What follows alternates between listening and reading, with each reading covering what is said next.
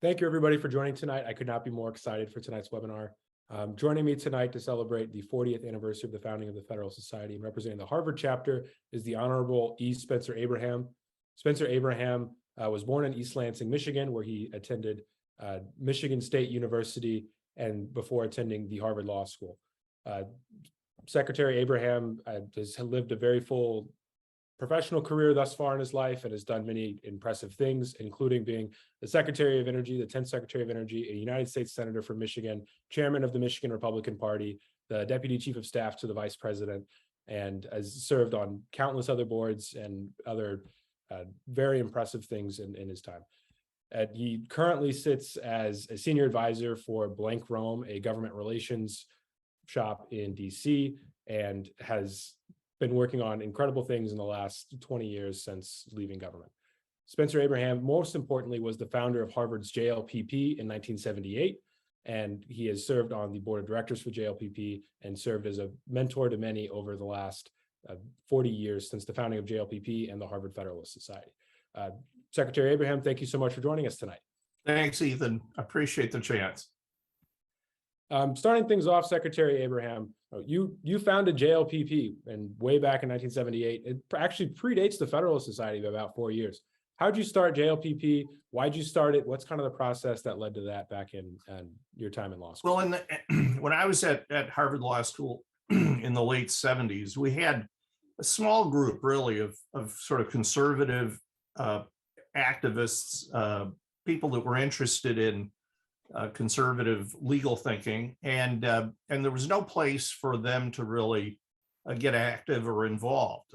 There were none of the law journals featured any conservative writing or opportunities for conservative editors, and so we kind of banded together. Somehow we more or less found each other over the course of a year or two, and so after we gave it a lot of thought, we concluded that a good idea would be to have a conservative-oriented law journal. And so we approached the administration under the leadership then of Dean Sachs and asked for the kind of financial support that it would take to launch a publication that was conservative in its orientation.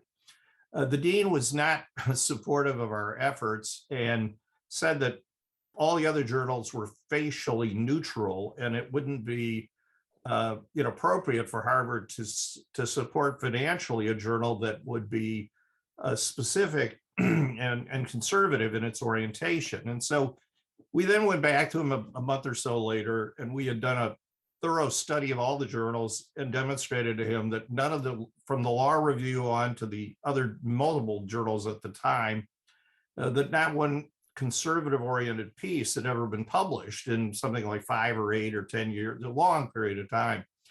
And so we asked in light of that if we could be, reconsidered for support, but he continued to oppose it.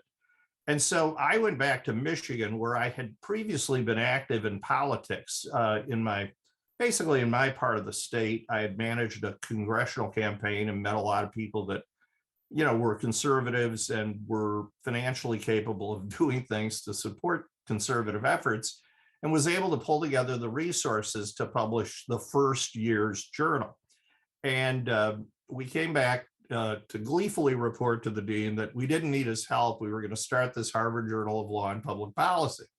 Well, this triggered a separate kind of opposition because he didn't like the idea of us using the name Harvard on a publication that the law school didn't itself support. And so we went back and forth on this and, made the point to him that the name Harvard was not, something they had protected when it was associated with pizza shops and liquor stores and various other, sort of commercial enterprises in Cambridge. And that, certainly they couldn't prevent us from doing this. And after a lot of negotiations, we basically agreed that we could use the name Harvard, but we would not directly solicit Harvard alums and benefactors for money. And so, and I think he hoped that would sort of extinguish us, but we got our first issue out in 1978, and then, kind of got rolling. And because we were the only journal at the time really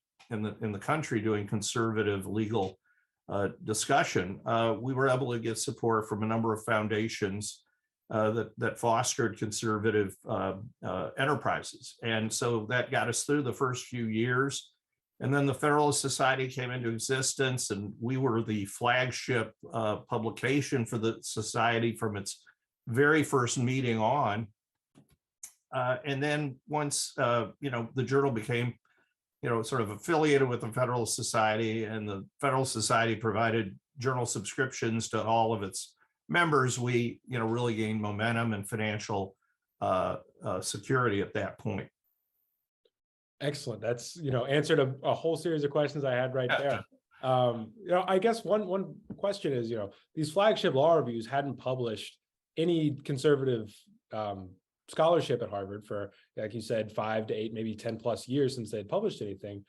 How drastic, has the increase in conservative legal scholarship been, not just at Harvard, but elsewhere since the founding of JLPP? Have there, especially in the change in the professoriate and in terms of, the Texas Law and Policy, or Texas Journal of Law and Public Policy that started down in Texas, there's now different kind of places. Right, which is great. And, we're delighted to see it.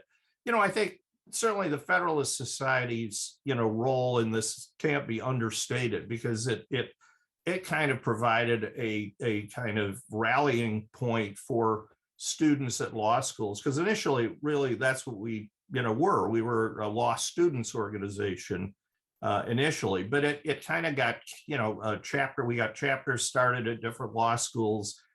We became the Federalist Society, that is, became kind of the home for conservatives in the law schools, and then of course it went on to to the lawyers division and so on. But in that initial period, I think the fact that a number of chapters began to develop, and the people in some of those chapters wanted to also get involved in writing and publishing and so on, and it also provided conservative law professors with a forum in which they might publish, because some of the conservative members of the law school faculties were themselves sort of thwarted if there was no place, which would be receptive to their viewpoints. And so I think, it's kind of been it was a, sort of a natural progression to the point where there would be more law journals. And of course, that would in turn inspire more, writing and argumentation.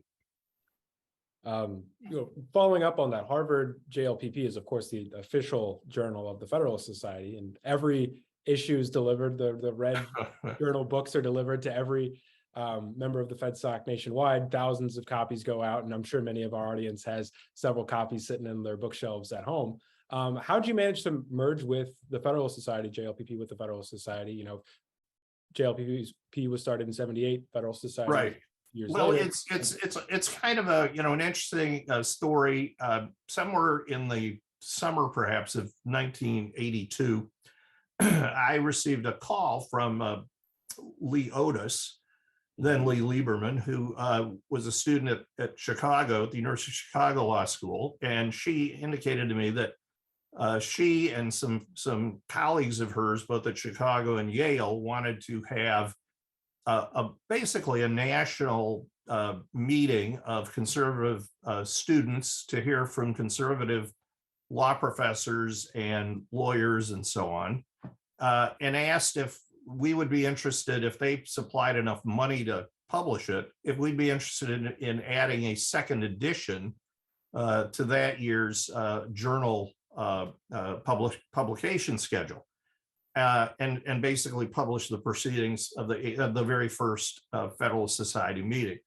And I was so excited to have, there were people in other places that were doing this, and I found out about how they were, creating these chapters at least several other law schools. And so we immediately agreed to publish the proceedings. And so from day one, really, the first meeting of the Federalist Society, the journal, became the forum in which the proceedings became public and were, made available to interested parties. And so after a couple of years of really having that association, we kind of, reached, the natural, conclusion to the marriage, I guess, and it became, an official, publication for the Federalist Society. And so, while there's obviously two different entities at Harvard, as you well know, the people, many of the same people are in, both the Federalist Society and on the masthead of the journal. And, it has been, of course, terrific, because it's meant that the journals had, the chance to really reach a lot of people and to be sustainable. Right. We have huge overlap between members who are serving high levels on the journal and serving high levels of our Federalist Society chapter. And I know I'm very thankful that we have that outlet here. One question is, did you see kind of how this was going to go when in '82 Leotis calls you up and says, "Oh, Spencer, I'd love to come and publish this"? Did you see how this could naturally progress into something that's regularly cited by the United States Supreme Court now and by courts of appeals across the country? It's really been a great success. Well, it's thrilling, that has happened. I mean, the first meeting of the Federalist Society, or the first convention, or I don't know, I guess we called it symposium maybe, but we only had about 50 attendees, so it wasn't immediately obvious that this would be the future of it. But we were fortunate from the very beginning to have people like Gene Myers and later Leonard Leo and others who were willing to, and now Leotis herself, who are willing to to take on this challenge at the Federalist Society and to work to build it. And at the journal, when I left, I turned the editorial and responsibilities over to a third-year student, incoming third-year student who had been active. And I guess I would just say that I'd hoped, and certainly it's turned out to be the case, that each successive team of people would find well-qualified successors. And then after, then I got, personally more involved in politics and didn't have the chance to be as directly involved as I had been previously. And before I knew it, there was, suddenly a huge masthead of people involved. And that was, I guess, when I was told, I can't remember which year I was back up there, and they were telling me how they had to have competition for editorships or something. And we had like 7 guys. I mean, everybody doing whatever had to be done to get the first year or two out. So I guess at that point I started to feel like the journal could assume this role that it has. Yeah, the fabled JLPP write-on competition that so many of us have gone through is, a close corollary to what you have to do to get onto the Harvard Law Review, which is notoriously a hard slog to get through. I guess we're wrapping up now issue 45, about to start issue 46 on the journal. And within the Federalist Society, we of course are on our 40th anniversary of being founded. What's one positive change you've seen in the legal community and in law schools in the last 40 to 45 years? Well, I think I would put it this way. When we started the journal and in the late 70s, I can't speak for all the law schools, certainly. I can only speak for Harvard and friends I had at a few other schools at the time. But I do think that there was there was a certain suppression of conservative views. I mean, predictably, most of the faculty members were very liberal, and it was hard. And those who weren't were, I think, very hesitant to express their differences. And I think it was equally difficult on the part of students to get students to, who were not, critical legal studies adherents or other, liberal viewpoints to sort of speak up, to get active, to identify, really, I guess. And I don't think that's the case today. I mean, on the contrary, we now, I think, have, provided through these efforts and beyond, the journal and the Federalist Society, but especially I think because of them, we've given, people the kind of platform in which they really can, feel comfortable and not alone and not outnumbered, and not, well, maybe outnumbered, but not so outnumbered that they, are reticent to express themselves.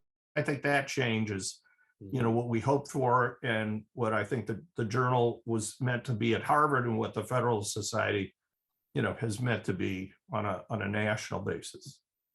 Oh, for sure. I hear stories from people who went to the law school in the late 70s and early 80s, and just how being hissed out in class. It's not things that you see anymore, very thankfully. I guess switching the line of questioning to something more on a personal note. You grew up in the East Lansing area. You went to Michigan State. You hopped out to Harvard Law School. But then relatively quickly, you're back in Michigan again. A lot of our students and a lot of students across Federalist Society chapters who go to law schools in different parts of the country are wondering whether to move back to the states that they grew up in and try to fight for positive change there in their hometowns. And what was that decision like that for you to move back to Michigan?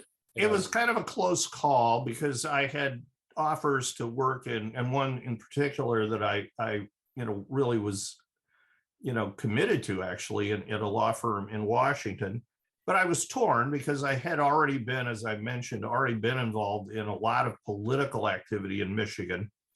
And I did feel a certain draw to go back and get more involved in politics. And, because of my mother actually became ill about, I guess, in my third year and my last year at Harvard. And so I kind of thought it might be a situation that wouldn't get better, didn't, but it gave me, the last sort of little incentive I had needed to decide to go back to Michigan. And I thought it obviously turned out a great decision for me. I would otherwise today be, in a, I'm sure still in a law firm in Washington, and I would have been more of a political observer, I suppose, or, donor, I guess. But I think going back to Michigan gave me a chance to truly dig in and become, active in the political arena in a much more,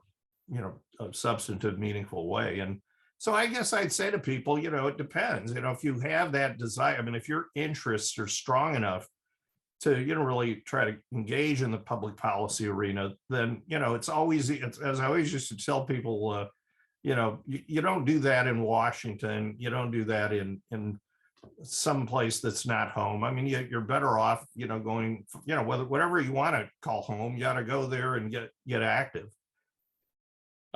Could not agree more. I guess another similar line of questioning. You've reached great heights thus far in your career, as this audience is made up of people who are largely law students and are about to embark on a new career path. What role has staying connected with JLPP and the Federalist Society played in your continued success, beyond the initial introductions of course, connecting with the founders at the beginning, but throughout the rest of your time? How have you been still connected with the Federalist Society throughout your career? Well, I've not had the ability, when I was in public office, you couldn't really get involved with organizations, you sort of, at least the jobs and the ethical rules and that applied to me didn't really let me be a member per se. I always tried to attend events and, the annual conference in Washington, things of this sort. But, what I would say is that the credential of having been one of the people that started the Federalist Society and having started the Law Journal, was a real positive thing for me in my political career, because I think it tended to, buttress my credentials a lot. People who knew of the Federalist Society, which, I kind of got into elective public office in 1994. And in the lead up to that, I noticed there was an ever-growing number of people that knew what the Federalist Society was, and even someone knew who the Journal was, and so on. And I found that, it people, sort of gave me a certain sanction that I had played the role I played, and kind of, I mean, I hadn't held local elected office or some of the other traditional pathways to public office. So having been involved in these entities, helped me at least to overcome some of the questions that might have been raised about qualifications and fitness. And another question is, about FedSoc and the Journal. Both have always been at the forefront of kind of the academic part of the conservative legal movement. What role do you see FedSoc playing in the future of American conservatism and the conservative legal movement at large? Well, I think it's pretty clear that as long as it stays, on the course we're at and continue to follow, I think it will be, the dominant, sort of organization. But I also would point out, that the thing that I think distinguishes, the Federalist Society from a lot of other entities that try to, influence public policy is that we've never been one-dimensional. We've never said, come to our conferences and you'll only hear one viewpoint. What we've had is the courage over the years to, to bring in people who have a different view and let them express themselves and let audiences hear the differences. And whether it's on, law school campuses or in lawyers division settings or whatever, we've really strived to make sure that we kept the debate open and balanced, in the sense that people could come to our events and actually see a serious discussion rather than a one-sided type of presentation. And I think that has made a big difference, because I think it's won us a lot more adherence, because people have seen, the two sides now and recognize and really are comfortable that ours and our viewpoints are strong and embrace them. And at the same time, I think it's preserved our reputation as being, a really an educational versus a advocacy organization, and that's what we wanted it to be. And there's, that I think has strengthened it. And so I think the Federalist Society will, long after I'm able to attend any of these events, will continue to go well, and I hope the journal will as well. Taking it back again to those first few years, what was it like trying to find authors for the first few issues of JLPP, and what was that first convention like, where you said there are 50 people in a room? How have things changed? Was it the same kind of desire to have intellectual dialogue back and forth on a series of different issues? What things have kind of stayed the same when in those last? Well, in the case of the journal, we actually, were pretty successful in recruiting contributors because there were a lot of, there was a, the supply was far greater than the demand, if you would, for, people offering conservative writing and legal analysis and so on. And we kind of, I think, we sort of try to get in the first couple of issues some well-known people to contribute notes or articles or whatever, so that we could we could hopefully earn a reputation as a place where prominent American conservatives were publishing. But it was not as hard to get. I mean, look, it was a lot harder to get the money to publish the journal than it was to get articles to fill it.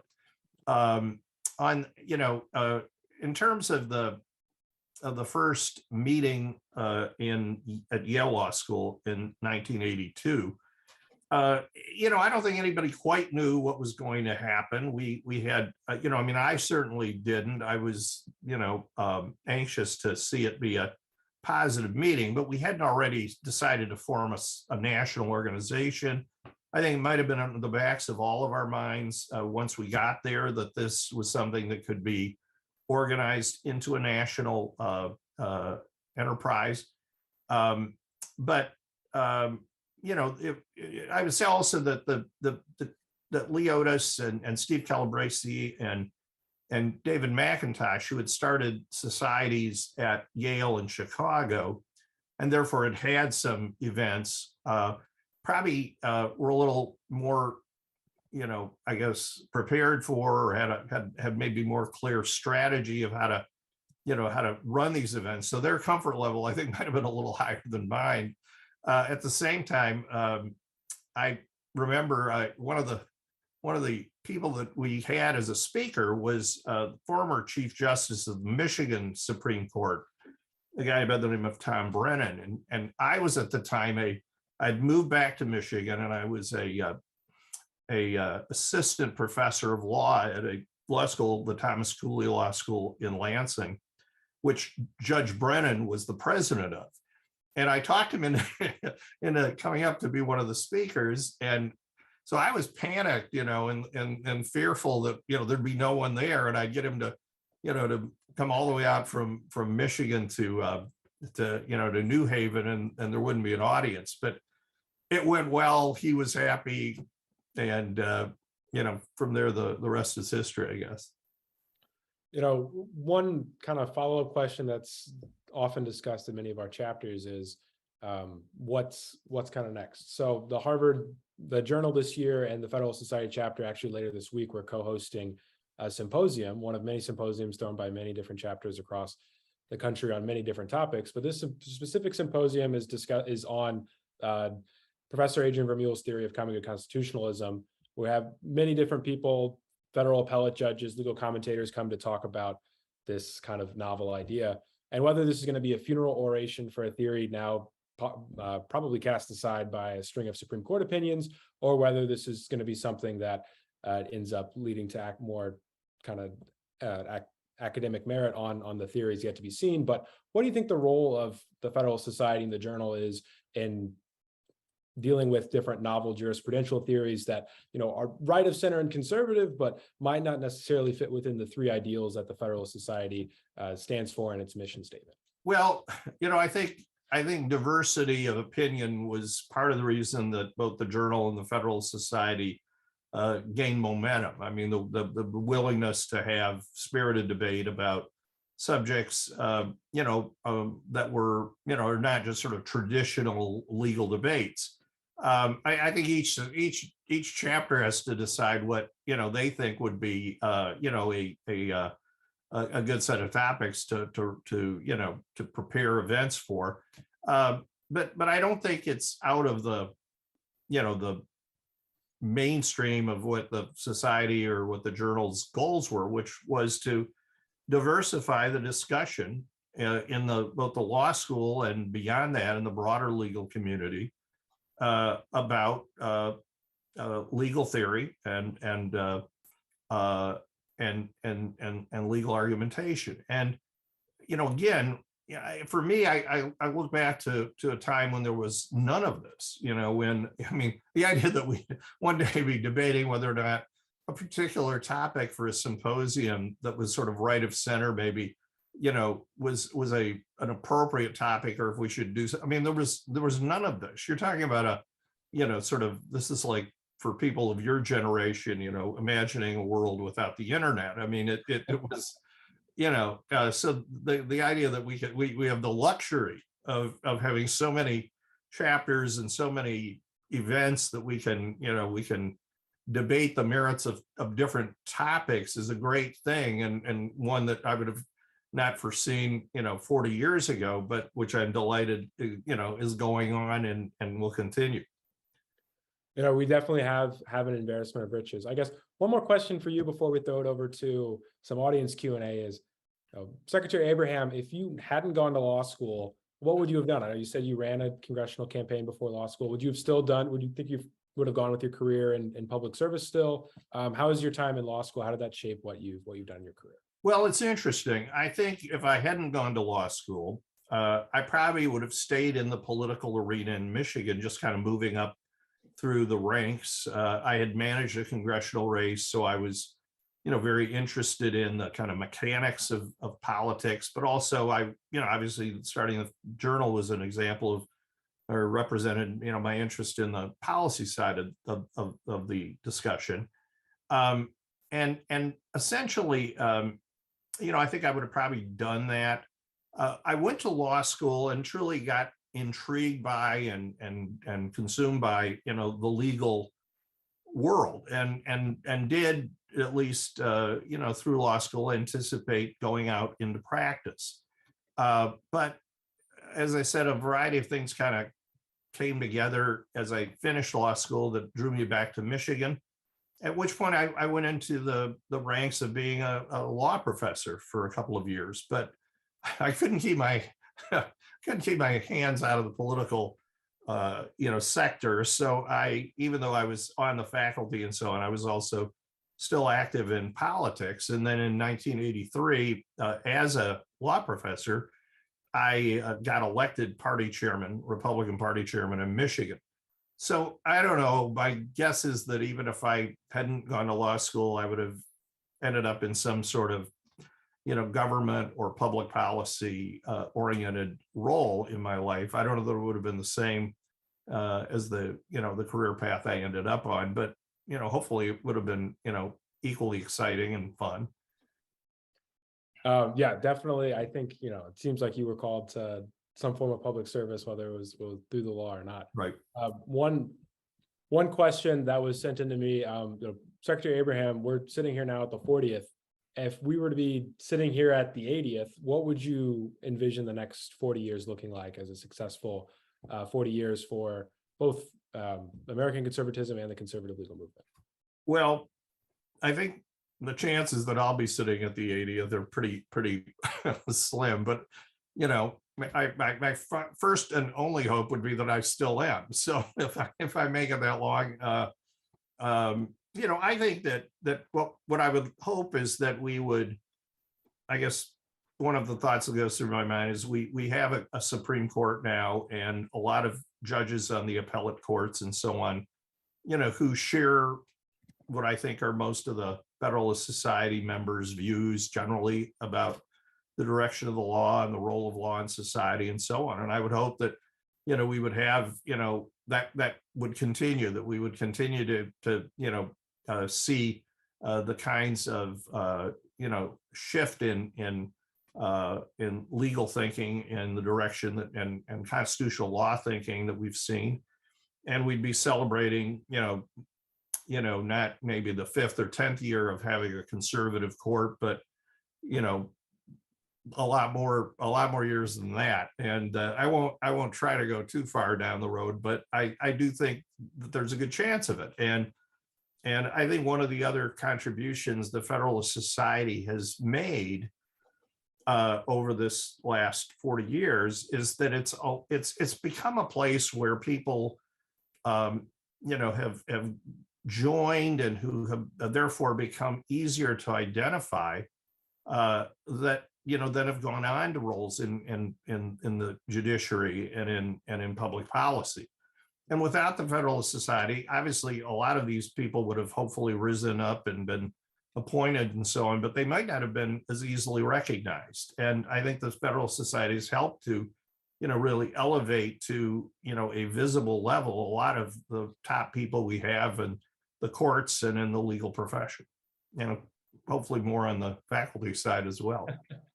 One question that was sent in to me from a member, you mentioned that this Dean Sachs was not very helpful in founding the journal, but luckily we have Professor Stephen Sachs now at Harvard Law School, who is an incredible help to our FedSec chapter.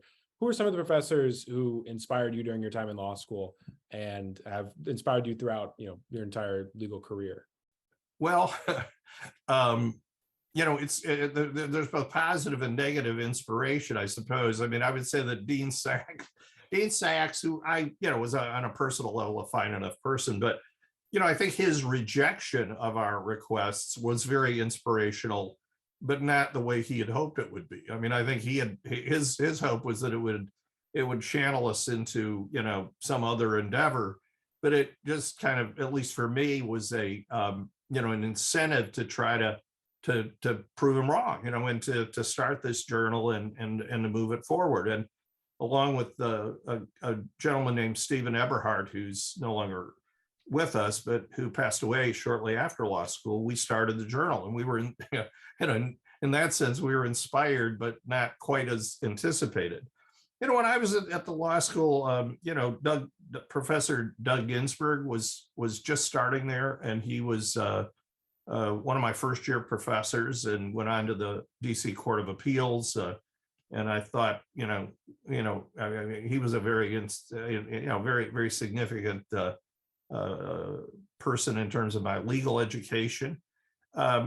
Professor Richard Parker is still there, I think. And, it's interesting. I don't think he and I were on the same side of a lot of issues. But of all of the faculty members at the time, I would say he was the most supportive of having the journal. And he thought it would be a very positive thing.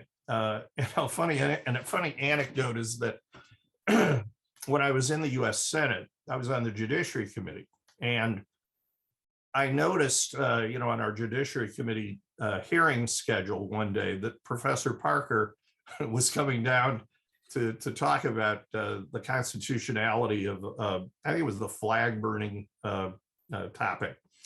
And I had another committee meeting that coincided with that judiciary meeting that I had to be at. So I was there, and I came racing into the Judiciary Committee meeting just as it was ending. And Professor Parker was at the table there as one of the 2 or 3 witnesses. And Senator Orrin Hatch was the chairman at the time. And when I came in, he said, we're, ready to break. Senator Abraham, I'm wondering if you'd just be kind enough to submit your questions in writing, because, I think everybody'd like. And I said, look, I would do that. I said, but it is rare that a person, who went to law school and remembers vividly the fear and nervousness they had on the very first day when they went into their first law school class would ever be on this side of a table and be able to ask questions of the professor who was the first professor they encountered at their law school.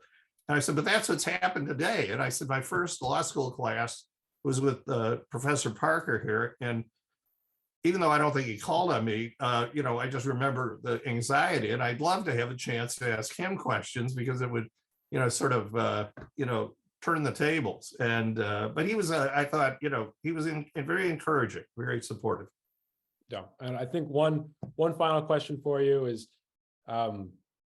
we've had a recent unfortunate negative trend many have felt in some discourse at law schools, thinking of what happened at the school down south in New Haven with the current boycott, if you've seen it, by some federal judges of hiring from there. Conservative students aren't being hissed at in class, but it seems like things are starting to get hostile again, with a few protests here and there and some other disruptions at events. While recognizing some of the positive trends in past decades, are you concerned at all about these recent downturns? Well, I am, in the sense that's not just limited to law schools. I mean, I am in the broader sense that there are people in our society, especially in campus settings, law school and college settings and universities, who believe that somehow it would be appropriate to stifle the free speech rights of others. And it's stunning to me that that we live in a society where a fair number of people, both in faculty jobs as well as people who are students, think that is now that they have that kind of authority and I guess sort of sanctimonious feeling about that their views are so dominant that they shouldn't allow for this conversation and this debate. And of course, it goes right to the heart of why we started the journal, because there wasn't that opportunity then. I don't want to see us ever be back into that situation where we, have a society in which, a particular viewpoint, and not just like a narrow viewpoint on a single issue or something, but where a whole, sort of side of the political debate of any issue is, diminished. Because some people have either, the willingness to or the power to try to stop it. So I don't know how it'll all play out. I think that everyone should be worried about it, not just conservatives. I think that the media ought to be worried about it rather than fostering it to a certain degree. And I hope that people who share the views I have remain, strong and stand up for their rights to speak and be heard. And I think, if they do, that maybe this will pass as well. Great. Well, Secretary Abraham, thank you so much for joining us today. We could not be more pleased with this event. Thank you all to all of our audience for coming out today. Stay tuned for future Federalist Society events, and we look forward to seeing everybody at the 50th anniversary. So thank you very much. Thanks, Ethan. Have a good one.